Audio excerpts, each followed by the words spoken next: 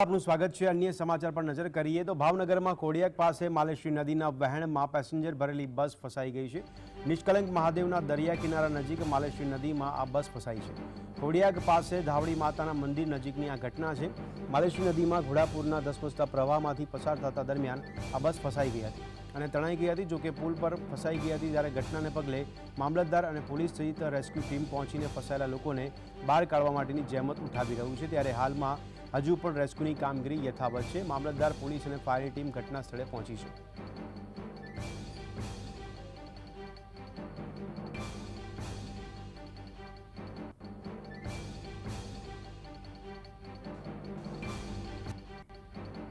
તો બસમાં ડ્રાઈવર સહિત 29 મુસાફરો ફસાયા હોવાની વિગતો પ્રકાશમાં આવી રહી છે। જ્યારે બસ ફસાઈ તેને રેસ્ક્યુ કરવામાં આવી રહી છે તેવામાં બસમાં ટ્રકમાં ગયેલા 8 તરવૈયાઓ પણ ફસાઈ ગયા હોય। બસમાં મુસાફરોને બચાવવા ગયેલા ટ્રકમાં ગયેલા 8 તરવૈયાઓ પણ આ પાણીના વહેણમાં ફસાયા હોય તેવી વિગત મળી રહી છે। ટ્રક પાણીમાં ફસાતા કુલ 37 લોકો ફસાયા હોવાની વિગતો મળી રહી। એક તરફ બસ ફસાઈ હતી તેનું રેસ્ક્યુ કરવામાં આવતું હોય, બીજી તરફ જ્યારે ટ્રક પણ ફસાઈ ગયા હોવાના સમાચાર મળી રહ્યા છે, જેમાં બસમાં ડ્રાઈવર સહિત કુલ 29 મુસાફરો ફસાયા હોવાની વિગતો મળી રહી છે અને ટ્રકમાં ગયેલા કુલ 8 તરવૈયાઓ પણ ફસાઈ ગયા હોવાની વિગતો પ્રકાશમાં આવી રહી છે। કુલ આ પ્રમાણે જે ટ્રકમાં ગયા હતા 8 તરવૈયાઓ સતત ટ્રક પાણીમાં ફસાતા કુલ 37 લોકો ફસાયા હોવાની વિગતો મળી રહી છે। હજી પણ રેસ્ક્યુ ઓપરેશન ચાલી રહ્યું છે। ઘણો લાંબો સમય વીતી ગયો છે। બસમાં ફસાયેલા મુસાફરોને બચાવવા માટેની પ્રક્રિયા હાથ ધરવામાં આવી છે, જેનું રેસ્ક્યુ કરવામાં આવી રહ્યું છે। બસમાં ડ્રાઈવર સહિત કુલ 29 મુસાફરો સવાર હતા, જે લોકો ફસાયા છે પાણીના વહેણમાં, અને બસને સહિત મુસાફરોને બચાવવા માટેની પ્રયત્નો કરવામાં આવી રહ્યા છે। રેસ્ક્યુની કામગીરી અત્યારે ચાલી છે।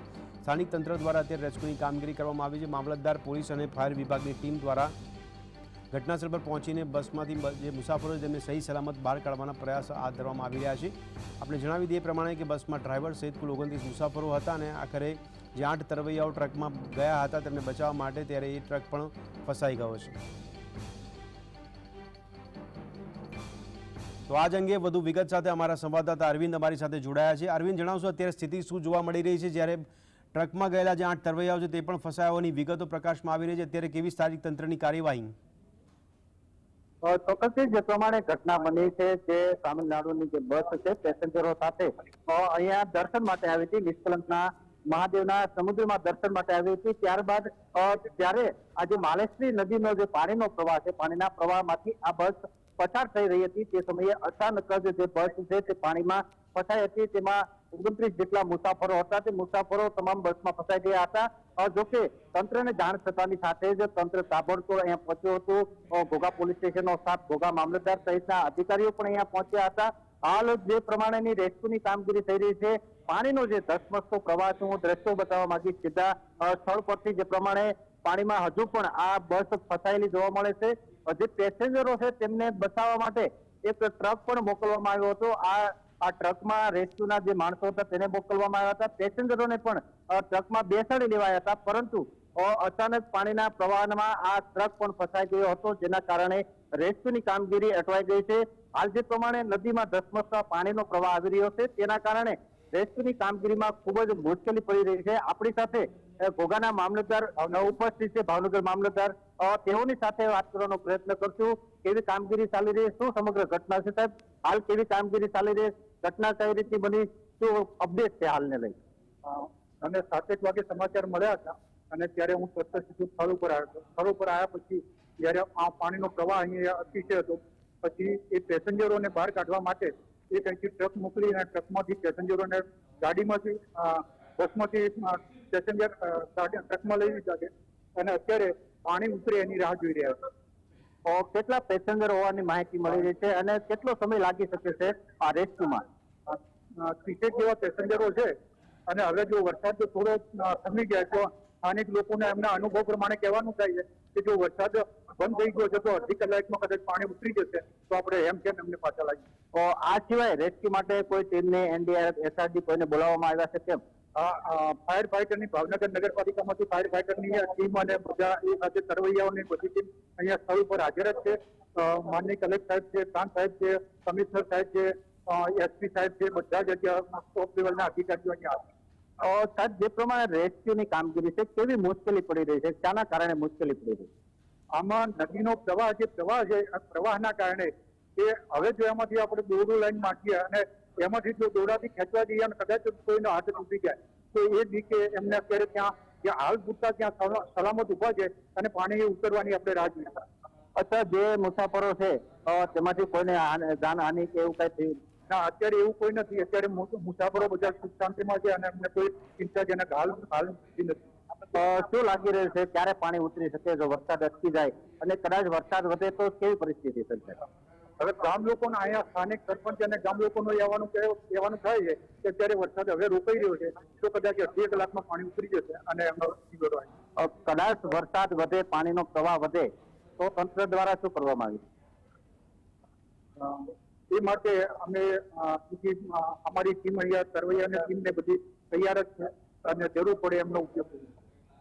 તો આટલા ભાવનગર મામલતદાર તેમને જે તમારે દર્શાવ્યું કે રેસ્ક્યુની કામગીરી તાબડતોડ શરૂ કરી દેવામાં આવી છે, પરંતુ જે પ્રમાણે નદીમાં પાણીનો પ્રવાહ સતત ને સતત જે વધી રહ્યો હતો તેના કારણે રેસ્ક્યુની કામગીરીમાં ખૂબ જ મુશ્કેલી પડી રહી હતી.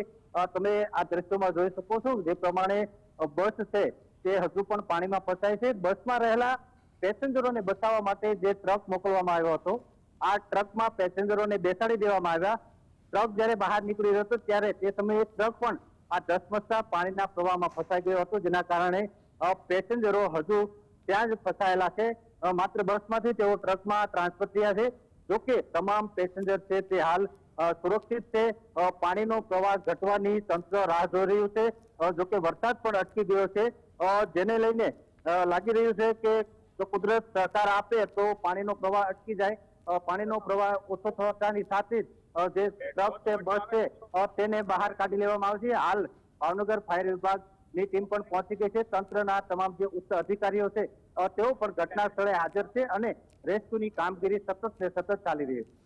જી અરવિંદ, આપે કીધું એ પ્રમાણે તરવૈયાઓ ત્યાં બચાવવા માટે ગયા હતા, ટ્રક પણ ફસાઈ ગયો છે, તો ટ્રકના તરવૈયાઓ સહિત મુસાફરોની 29ની સંખ્યા જાણવા મળી રહી છે. તો કુલ અત્યારે કેટલા લોકો ફસાયેલા છે અને એનડીઆરએફ એસડીઆરએફને કોલ કરવામાં કેમ નથી આવ્યા અથવા એમની મદદ લેવામાં હજી સુધી કેમ નથી આવી? ચોક્કસથી જે પ્રમાણે ટ્રકની અંદર જે પેસેન્જરો લઈ લેવામાં આવ્યા છે તે પેસેન્જરો 30 જેટલા પેસેન્જરો બસમાંથી ટ્રકમાં ટ્રાન્સફર કર્યા હોવાની હાલ માહિતી મળી રહી છે. જે આપણે કહ્યું તેમ પ્રમાણે જે એનડીઆરએફ અને જે ટીમ છે તે ટીમ હાલ ભાવનગરમાં ન હોય, કારણ કે તેઓ વડોદરા અથવા અમદાવાદથી ટીમ આવતી હોય છે. તેમને જો જરૂર પડશે તો બોલાવી લેવામાં પણ આવતી હોય છે. પરંતુ હાલ જે સ્થાનિક ફાયર વિભાગની ટીમ છે તેમના દ્વારા આજે રેસ્ક્યુની કામગીરી કરવામાં આવી રહી છે. પરંતુ જે નદીના પ્રવાહનો પાણી જે છે તે ઘટવાની રાહ જોવામાં આવી રહી છે. પણ અરવિંદ, પાણીનો પ્રવાહ વધે ને વરસાદી માહોલ હજી પણ યથાવત રહે તો ઉચ્ચ કક્ષાએ કોઈ આદેશો જાહેર કરવામાં આવ્યા છે? 4 કલાકનો સમય વીતી ગયો છે. ચોક્કસથી હજુ સુધી તંત્ર દ્વારા તે પ્રકારના કોઈ પણ પ્રકારના ઉચ્ચ કક્ષાના જે આદેશો છે તે હજુ કોઈ જાહેર કરવામાં આવ્યા નથી. જે તંત્ર છે, રેસ્ક્યુની જે ટીમ છે, સ્થાનિક લોકો છે, પોલીસ તંત્ર છે, તે તમામ અહીંયા હાજર છે. પરંતુ ઉચ્ચ લેવલેથી આ લોકોને બચાવી લેવા માટે કોઈ ઉચ્ચ પ્રકારના જે આદેશો છે તે હજુ સુધી તંત્ર દ્વારા જાહેર કરાયા નથી. જી અરવિંદ, ખૂબ ખૂબ આભાર સમગ્ર માહિતી આપવા બદલ. તો દર્શક મિત્રો, આ લાઈવ દ્રશ્યો આપે જોયા કે અત્યારે પાણીનું વહેણ વધી રહ્યું છે, એવામાં બસ તો ફસાઈ છે, સાથે સાથે જે ટ્રક હતો ટ્રકને બચાવવા માટે મોકલ્યા હોય, ટ્રકમાં તરવૈયાઓ ફસાયા છે, ટ્રકમાં મુસાફરો સ્થળાંતરિત કરવામાં આવ્યા છે. પણ હવે પાણીનું વહેણ ઓછું થાય તેની રાહ જોવામાં આવી રહ્યું છે. પણ આશા રાખવામાં આવે કે બધા જ મુસાફરો સહિત લોકો જે ફસાયા છે તે સહી સલામત રીતે બહાર નીકળી શકે તેવી આશા સેવામાં આવી રહી છે.